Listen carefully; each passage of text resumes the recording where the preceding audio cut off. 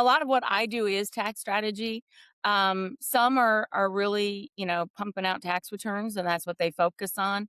But in all cases, all of the ones that I work with, they're looking at the big picture for you. They're not just plugging the numbers. They're not just data entry clerks. They're literally, looking at it and saying, hey, what about this? Do you have a home office?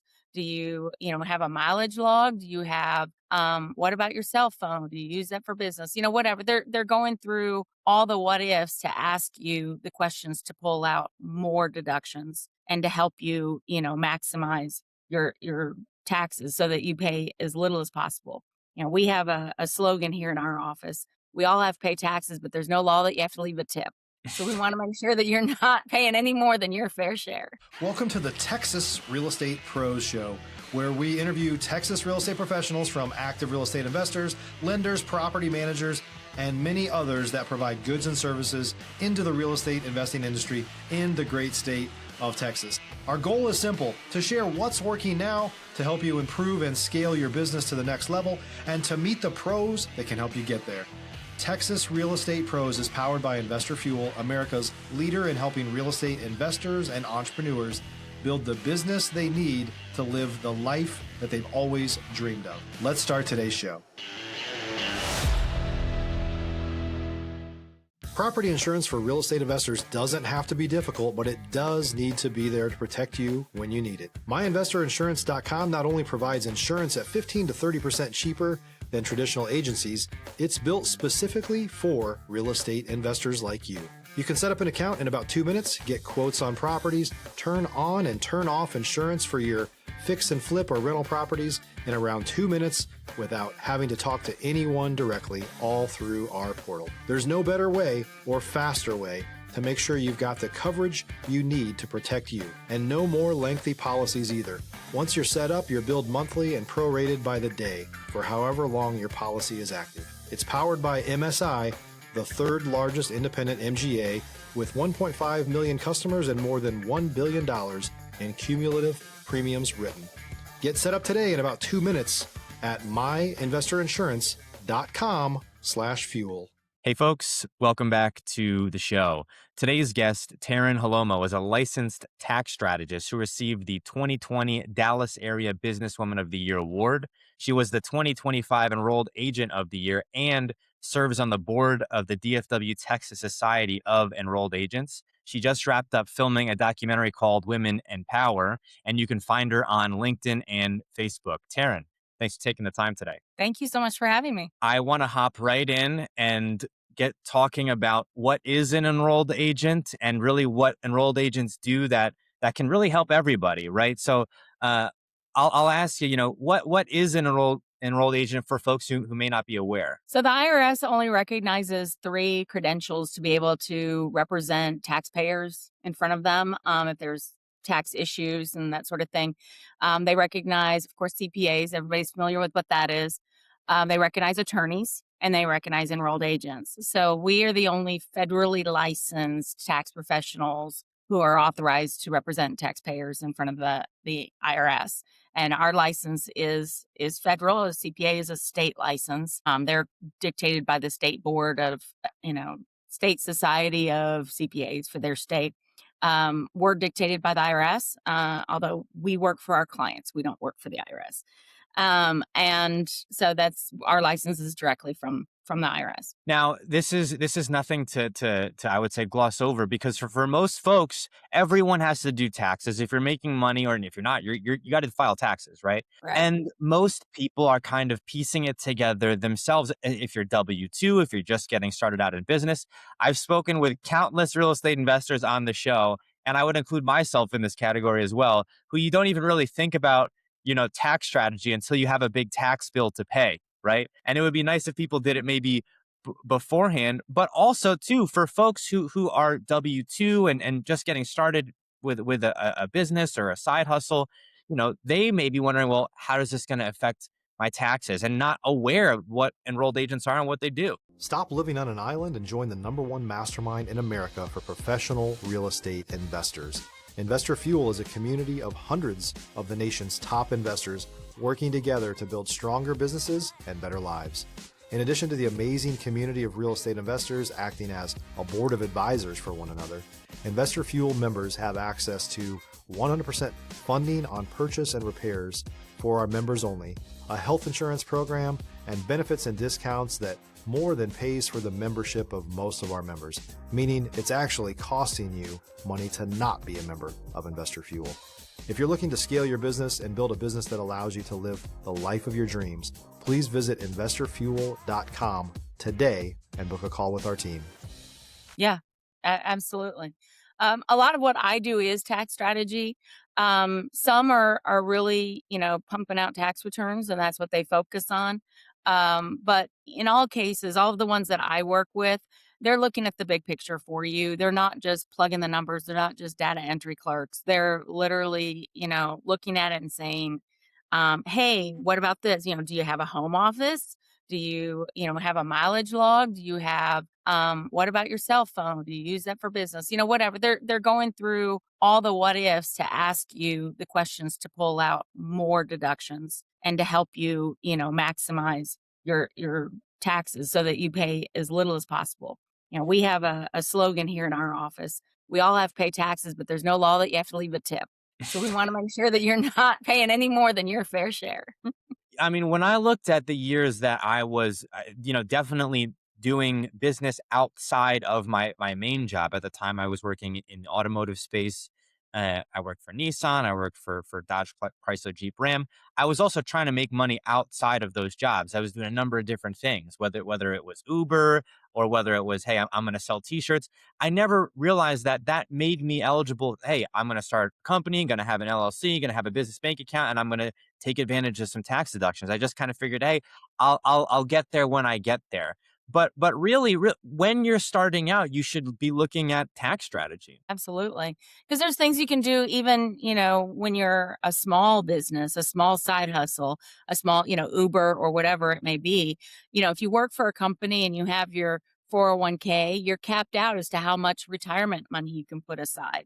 Some people that make too much, on a W-2 can't contribute to a Roth. There's a lot of different things that we can help, with that strategy on putting money away from the future, and building your nest egg now.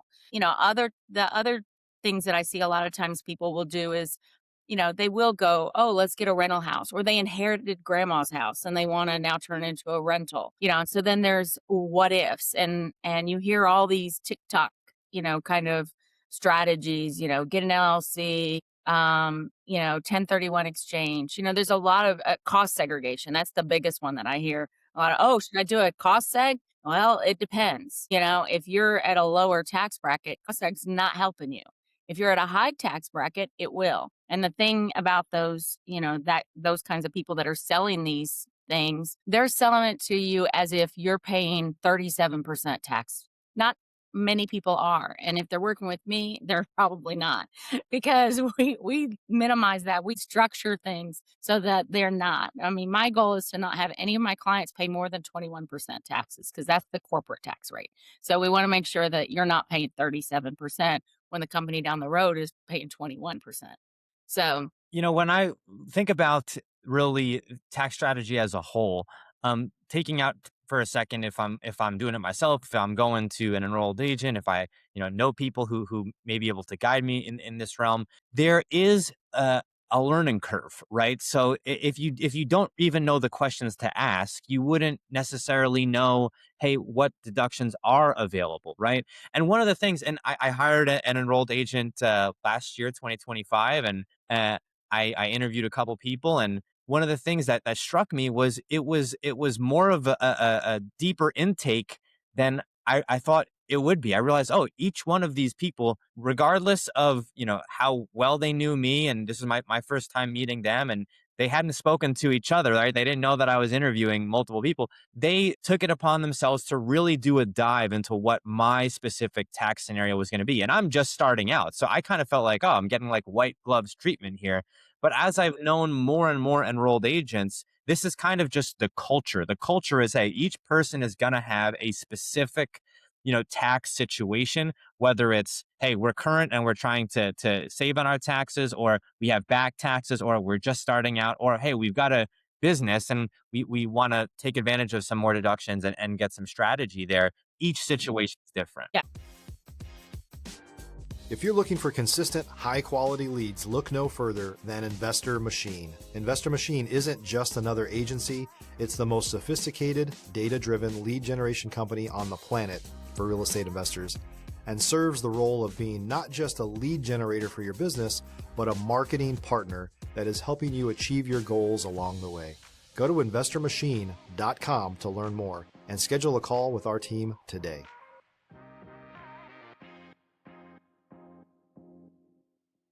Yeah, absolutely. And, I offer a free consultation. If somebody wants to, interview me, it's free. I always say it's 15 minutes, but to be honest, it's usually more like 30, 45, It depends. I mean, if I immediately start talking to them and know that they're not an ideal fit for me or I'm not an ideal fit for them or, then it'll be shorter. But, because I've had people come to me, oh, I created an LLC to put, for a trust. And when I put my home, my residence, my home in this trust, now I need a tax person. No, you don't. Nothing changes if it's just your own house in a trust. That's for planning if you die. That's what that's for. That is not got nothing to do with taxes. So that's a short conversation, right? But you get these other people that have like moving parts and this is what we want to do this year. And, I want to acquire properties or we want to get into investments or crypto or all of the things. And we hear all of these rumors, whether it be TikTok or Instagram or Facebook feeds or my friends said, but they want to know what the truth is. So I don't offer a lot of free advice in those onboarding, but I get a feel for, okay, this is what I can do for you. This is how I can bring you value. But outside of that, I do offer consultations, either 30 minutes or an hour. And I think all of us do, so if you did want to sit down and pick the brains for 30 minutes or an hour, you can certainly do that. And we know the answers, because that's what we do is tax strategy. Now, when we talk about like how fluid this is, right? Taxes, the code changes all the time. This also changes the way people do business. It could change, markets, right? When you talk about, cost seg, for instance, I've seen more and more people interested in cost seg because apparently, if I'm not mistaken, Taryn, that there's more available for, cost seg than there was maybe in years prior. Yeah, well, there's definitely more companies out there that are doing it, that are experts that know what they're doing. What I find with cost seg though is it's again one of those TikTok hot buttons. Oh, I heard this is what I should do just because I have a rental property. Yeah. Well, if your rental property is in losses, which is not ideal, but it happens often, the first few years, maybe it's in losses, or they just don't know how to structure their, how much rent they should really, be charging, etc. If they're in losses, cost seg's not going to help them much. It just gives them more loss carry forward. That's what Yeah. it does. But if they're in a gain situation, I have a client that rents out a property just during the summer and they make about $50,000 just in the summer. So does this make sense? Yes, but you're limited because your rental period is not a full year. It's a portion of a year. So it breaks it down and, makes it a little bit more complex. But the thing that the cost seg companies often do, and I warn everybody, even the ones I like, this is what they do, they will give you here's how much you can save, but they calculate that for everybody as if they're at a 37% tax bracket. You can save all this money. Well, yeah, if you were at a 37% tax bracket, you can. But when you're not, you have to adjust for, if you're at a 12% tax bracket, you're not going to save that much money this year, Right. So that's when, people, I like it when people ask me, and I even have current clients, they're like, hey, this year, because you can do it at any point. You don't have to do it when you first acquire Yeah, the property. okay. You can do it any year, any year. So, they'll come to me, is this the year I should do it? Is this the year I should do it? And some of them that I know are going to do that to me, I'll tell them this year, you don't do it this year. Or yes, this is the year that we do it, Go So, dive in. Yeah. yeah, yeah. I want to pivot a bit here and ask you about the construction space. I know you've got a background in construction accounting. We were talking before the show, and I'm a Texas licensed realtor. And I lived in Denton, right, DFW Metro, And I really can't state this enough for folks who may be listening from outside of Texas. There's development happening all over Texas, right? There's a new D.R. Horton Lennar Oh, yeah. Meritage subdivision going up somewhere near you, right? And this, for me, my background was in distressed properties and in wholesale and working with flippers and investors and also distressed sellers before I became a realtor, right? Mhm. I saw that it started to become harder and harder to flip homes, really, because you're competing with a home that's $240,000 brand spanking new, right? Right, right. When that at a lower rate. So what do? I've seen more and more people now get into ground up construction, get into small multifamily, into syndication. Although I know that game is tricky. Into some alternative asset classes, RV parks, uh, Oh, mobile homes. yeah. I've seen people get into ADUs, right? Mhm. But you do still see people who are, of course, flipping homes, whether that's flip to sell or flip to hold. If you're a new or newer real estate investor looking to launch or grow your real estate investing business, please check out Investor Fuel Club.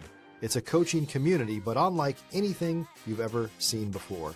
And you can actually partner with members of our mastermind from coast to coast on deals right in your market. There's no better opportunity to build a consistent business than to literally partner with pros to help you avoid costly mistakes, avoid the need for capital to do deals, and help you eliminate your fears as you're starting your business. Learn more about Investor Fuel Club at investorfuel.com/club. Mhm. I want to ask you, uh, from what you're seeing, working with investors, and then also your experience in construction accounting. Is there one segment of the real estate space right now that you would get into if you were starting out in investing? Would it be flips, buy and hold, short term rentals, long term rentals, corporate housing, travel nurses? Would there be one segment in particular? So I think one segment that's not saturated because the Airbnbs I think are pretty saturated. Unless you live in a hot tourist area. I mean, like a hot tourist area. Um, I wouldn't get into short term rental right now. I just have too many clients that have done it. Like, oh yeah, this is great, and then they just lose their shirt and they end up selling in a few years. Um, but the midterm, like you were talking about traveling nurses, I think that that's a little bit of an undertapped market. So I think that that's a great area, especially when a lot of cities are putting in restrictions Yeah, where, anything less than 30 days, they're not going to let you do it. Or Dallas. yeah, Dallas, Arlington, you can only do it in the entertainment district. Other cities are falling into that. Personally, I live wedged between two Airbnb properties, one next door and one directly behind me. I share fences and yards with both of them. And then there's two more in my neighborhood's only 41 houses, and we've got four Airbnbs. So Hmm, and I don't live in a hot tourist area. I yeah, live 10 minutes from the Six Flags and, Globe Park and all of that. So I live close-ish, close enough, but it's not nice for us neighbors to have these people because they're on vacation, they're yeah. partying, they're loud, but anyway, all that to say that a lot of the cities are putting in these restrictions. So people are going, oh, Airbnb is a great idea. I'm going to buy this place. I'm going to flip it. I'm going to turn it into, an Airbnb property, and they don't do their homework. Is Yeah, your I mean, neighborhood HOA allowing this? Is your city allowing it? They need to do their homework on that. But they consider short term less than 30 days. So you get, traveling nurses, you get pilots and flight attendants. yeah. I mean, there's a lot of people that come temporarily to an area for a lot of different reasons. And so that might be a better option. I have another client that has done some what he's done is he's bought most recently, I was just up there, so I got to like tour this one property they bought. He bought this manor, this huge house that was like the mayor's home of this kind of quaint little town. And he broke it up into three units, and he's done high end with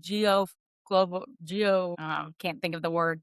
Um, Geofencing, something. how it's being heated and cooled by the core of the Wow, home. It's that's real advanced. Okay. super cool Yeah. the way he's done this, and, soundproofing so you don't hear each other through the units. So they each have their own garage. Each of them is wired and water, just that one, no common units. But just down the street is like this luxury apartment complex. It's huge. And then for a little bit less, you can live in this beautiful manor home that he has completely remodeled. One is a 3-bedroom unit with a huge master that used to be the ballroom at the top of the house. So it's this huge master suite. The mid one, the first floor is a 2-bedroom, 1 bath. And then he's done this above the garage, 3-car garage, this loft that is just stellar. It's absolutely amazing. Closets everywhere, vintage. He's redone all of the original hardware and woodwork, and it's just a gorgeous place. But something like that is unusual, and it's unique to the area and still fits in the aesthetic of the town that he's in. And so I think and he's already got people lined up to move in. And he's already talked to me about, we've gone over his projections for his profits for this year. And one unit will cover all of the expenses and give him profit. So imagine renting out all 3 units. So those are the kinds of, kind of different type things. Don't do what everybody else has done. Do something different. Yeah, and when we talk about, I want to pivot for a bit here and talk about Dallas, right? And Mhm. when we talk about DFW Metro in general, right now, I had moved from Denton to where I'm at now in August, and I was already acutely aware of how much was going on in DFW. You've got the stock exchange coming out there. You've got so much development in Frisco and the surrounding areas. That's okay, but you've also really got investor interest from around the country as well. So it's not just people in Texas that are looking at DFW. It's people from the neighboring states, people from both coasts. Really, I would say maybe the best real estate opportunity. I personally feel like it's one of the best real estate opportunities, both if you want to live there, if you're looking at, investing, if you're looking at, hey, I'm going to do one of the segments that we talked about, midterm rentals. You can't do short-term rentals in Dallas, but ground up construction. And so with everything that's been going on, what's it been like over the last couple of months or so? And are people out there aware of and tracking the momentum that they're picking up out there in DFW? I think so. I'm pretty active in the community in our area, and also so we're in a suburb of Fort Worth, basically. Um, and I think that the people that I have around here are definitely have their hand on the pulse of what the trends are as far as real estate specifically. And the hot areas, the areas that people want to move into, the areas that people are downsizing and moving out of.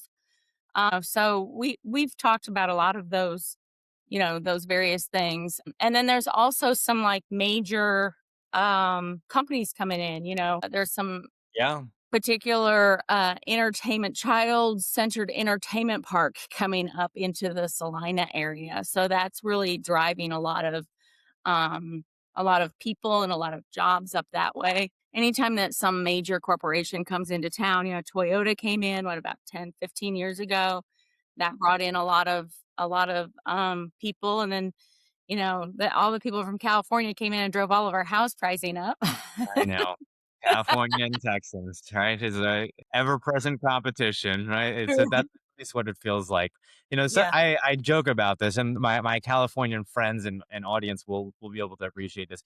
A lot of times people move to Texas and then they're like, "Oh, we're moving back to California." But sometimes it's like, "Well, go back." We didn't necessarily welcome you here with open arms, but the reality is that the opportunity for investment, whether you're selling the $1.6 million single family home somewhere in California and moving to Texas, or if you're from the East Coast moving to Texas or the neighboring states, there's just you can feel it. It's palpable. The recessions aren't as bad. Like the downward pressure isn't so great, and then you just see like, hey, there's opportunities for institutional. There's opportunities for mom and pop buyers. It's really remarkable being up there in DFW. I lived there for a year, so I'm speaking firsthand here. But we are coming up on time here, though, Taryn.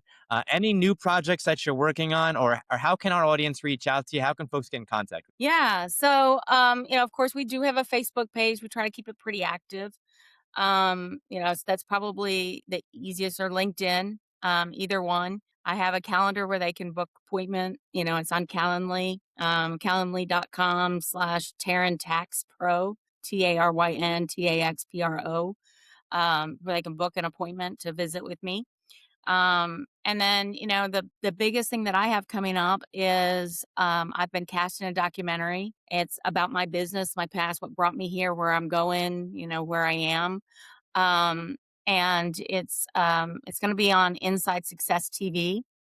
The producers have won Emmys and Oscars, well, an Oscar and 11 Emmys for the series that they put together.